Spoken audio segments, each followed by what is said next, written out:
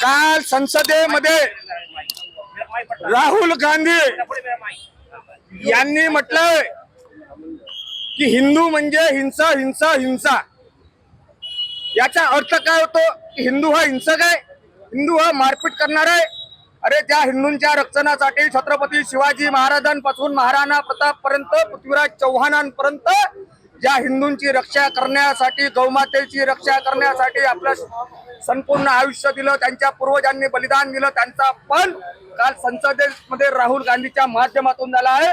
जोपर्यंत राहुल गांधी ह्या देशातल्या जनतेची माफी मागणार नाही, समस्त हिंदू समाजाची माफी मागणार नाही, तोपर्यंत आम्ही त्यांना माफ करणार नाही। कारण की मी तुम्हाला सांगतो, आजही या देशातले कितीतरी लोक म्हणतात कहो गर्व से हम हिंदू है, हिंदुस्तान हमारा है, हा देश प्रभू श्री रामचंद्रांचा आहे। राहुल गांधीला अपमान करण्याचा अधिकार नाही। आणि तुमच्या माध्यमातून एक प्रश्न माझा उद्धव ठाकरेला आहे का, उद्धव ठाकरेचं राहुल गांधीच्या या वक्तव्याला समर्थन आहे? मला